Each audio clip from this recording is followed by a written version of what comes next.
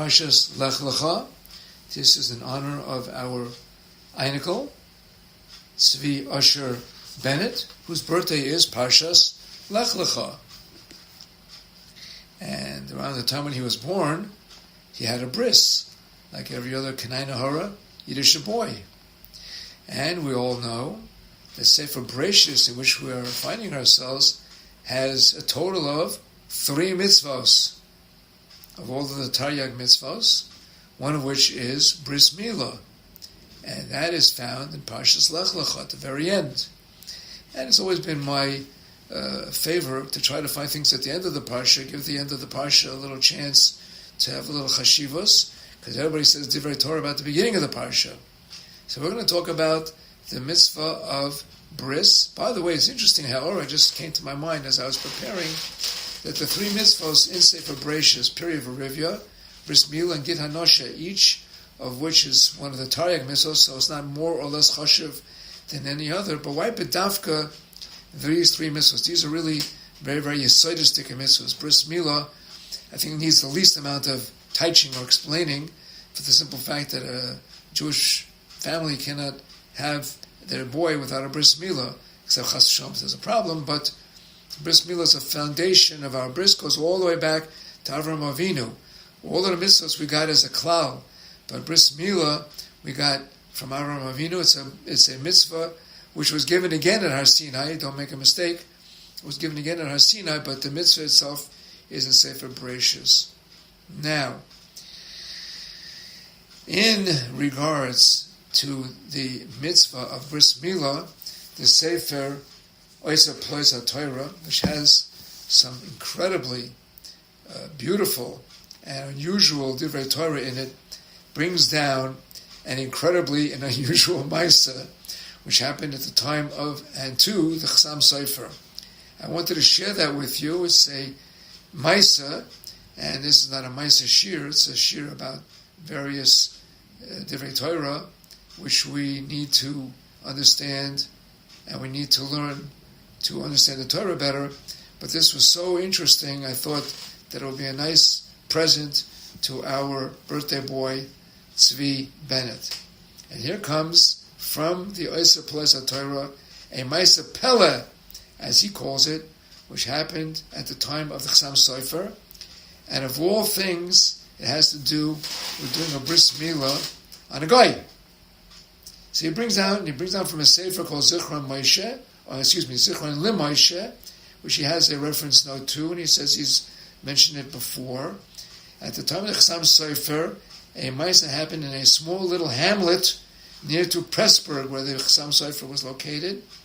A guy came to the Rav of this little town, this little shtetl, and he says, I want to become a ger. And when they did a chakira on him, and they checked him out, and they saw he was L'Shem Shemayim, and they made him into a ger, kedasu kedin, and they gave him a bris milah. However, unfortunately, on the 3rd day after his milah, he became quite ill. The doctors in this little area weren't able to help him, and they said he's going to die.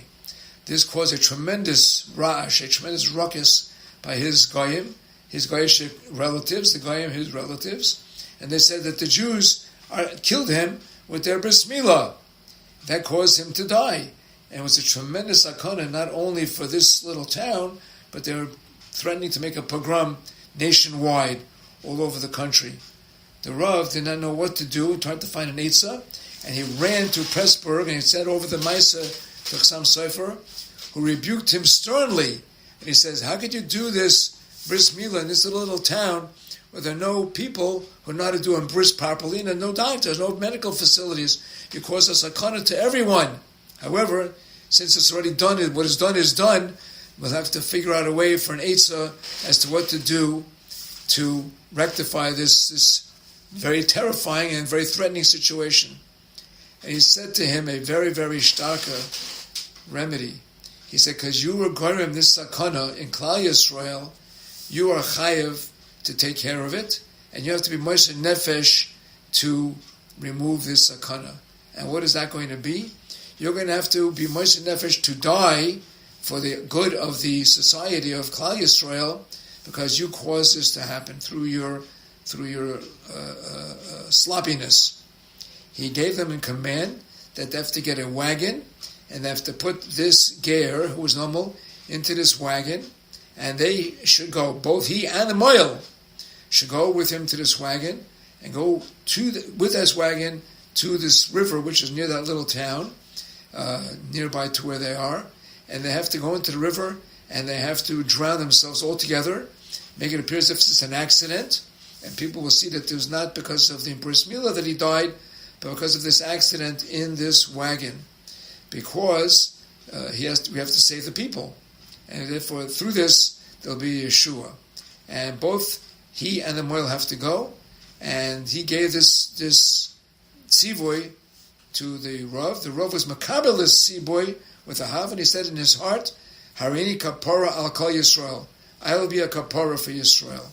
Not only that, he went to the moil and told him what happened, and the moil was accepting upon himself as well, since he was the one through which this all occurred. So therefore they did it, they prepared themselves, they davened, they makadesh themselves, they said vidoy, they were willing to be moisin nefesh for Klal Yisrael. They took a wagon, they put him in it, they went with him to the river, and they're walking towards the river.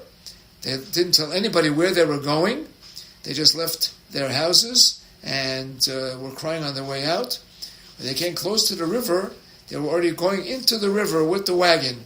They saw a man jumping up, a Jew, and he's starting to call at them. What are you doing? Why are you doing that? And a little bit more, you're going to drown. He stood next to them. He came to them, and he did not let them go further. The Rav came down from the wagon and explained to him exactly what they were doing and why. And he saw that this man was a Talmid Chacham, and he raised Shemayim. He told him all the details of this secret trip. And he said, you're wrong. I can help you. I have a special liquid in my flask here. If you take a little bit out of this liquid and you put it on the bris milah, he'll be instantly cured. So they said, can't wait. They tried it, and the moment that he put it on, the chayla started to get better, and his health came back to him, and they were saved. They returned back to their home, very, very smechim v'tov lev, happy and rejoicing, and the whole community settled down over there, and la Yehudim haisa ayra, everything worked out okay. After all of this happened, the Rav and the Moil went back to the Chassam Sofer to tell him exactly what happened, and as soon as they got there, he saw that he was smiling. He said, I had to send Eliyahu, the Malach HaBris, to come and help and save this goy, this ger. However, the only way you would have the schus to be able to see Eliyahu is to be willing to be moiser nefesh and to be willing to sacrifice yourselves. And that's why he gave them this sivoy to do this procedure. But he knew right from the beginning that nothing was to happen to them. Why? Ki shomer mitzvah lo yeda dovar ra. If somebody's doing a mitzvah, no harm will befall him. Be'ezus Hashem, we should all have the proper kavanos to be zoichet to this promise, because unfortunately we do know that people have tried to do the best that they can and may not be good enough, and they're nichshal in whatever reason they were nichshal. However, we have the following principle. We have that fundamental principle, shomer mitzvah liyeda davar ra, and in the schus of doing all of the mitzvahs, and it's particularly in the schus of bris milah, which we are, Klal Yisrael has always been shomer on through all the dairas, because people were moiser nefesh for themselves, for that mitzvah. We should see the emes yid geula, and b'meher v'yameinu, we should see Golas Yisrael. Amen.